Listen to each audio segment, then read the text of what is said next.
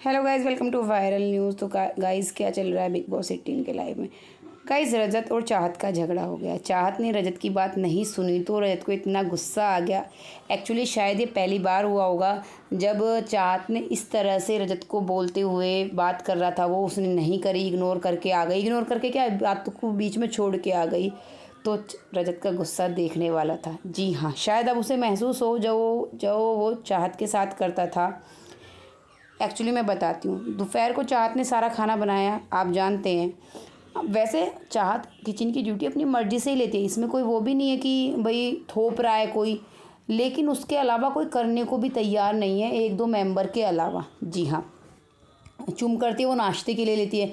नाश्ते का इतना बर्डन नहीं होता है, तो पोहा बनता है और या फिर वो बन जाता है सूजी का बनाते हैं कुछ, ये उसमें भी कटिंग के लिए कोई और मिल जाता है। लेकिन लंच या डिनर का इतना काम हो जाता है। और आप एक चीज़ नोटिस करना, अगर चाहत लंच कर रही है तो लंच में पराठे बनवा लेते हैं और डिनर में चावल वावल करवा लेते हैं। और लंच अगर वो डिनर कर रही है तो डिनर में पराठे बनवा लेते हैं, लंच में लोग चावल वगैरह बना देते हैं। तो पराठे उससे ही करवाते हैं मोस्टली। तो यहाँ पे भी आज चाहत ने पूरे पराठे बनाए हेल्प के लिए। जब वो कहने को गई तो यहाँ पे कशिश आई थी थोड़ी हेल्प के लिए, कटिंग वगैरह करने के लिए। बस गाइस 15 लोगों के हिसाब से 45 पराठे बने, सब्जी बनी। तो आप सोच सकते हैं 45 पराठे बनने में कितने देर खड़ा होना लगता है।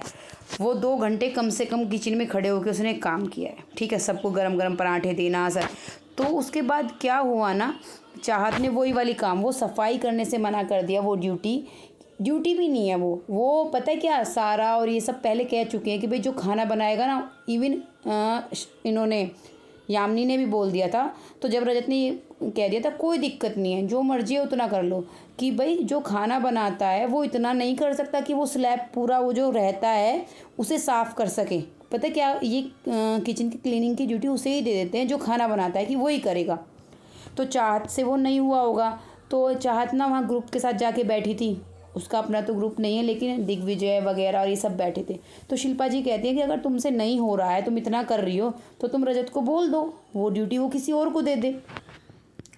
तो चाहत रजत को बोलने के लिए बाहर जाती है कि तुम वो ड्यूटी किसी और को दे दो। तो रजत ना उसे बोल रहा होता है वापस से कि नहीं, उसी की होती है, ये है वो है सारी चीज़ें। एक्चुअली वो कन्वर्सेशन हमें नहीं दिखाई है, वो चाहत अंदर आके बताती है। तो पता है क्या, चाहत बस उसे बोल के ना कि उसे नहीं करनी है, वो अंदर आ जाती है, रजत की बात क्लियर नहीं करती। रजत मतलब बात कर रहा होता है, वो रुकती नहीं है। तो रजत को मतलब इस टाइप से गुस्सा आ जाता है और चाहत यहाँ आके बैठ जाती है।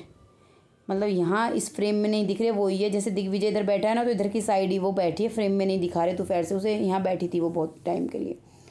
तो ना फिर वो यहाँ के बताती है कि भाई वो आ गई ना अंदर, बात बिना सुने, इसलिए उसको गुस्सा आ रहा है। तो रजत अंदर आता है और कहता है चाहत अगर तुम्हें नहीं सुनना है तो मत सुनो, अब तुम्हारी मर्जी है। चाहत कहती है मेरे को नहीं करनी वो ड्यूटी। तो कहता है कि वो चीज़ तो हम बाहर भी कर रहे थे ना, वो बात हम बाहर डिस्कस कर रहे थे।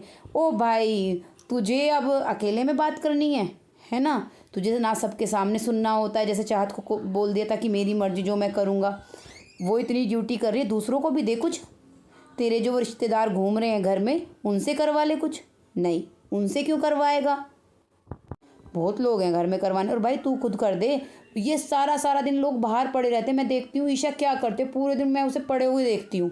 चाहत कितना काम कर दिए, फिर भी इन लोगों को सब्र नहीं है। चाहत ने सही से सुना दिया।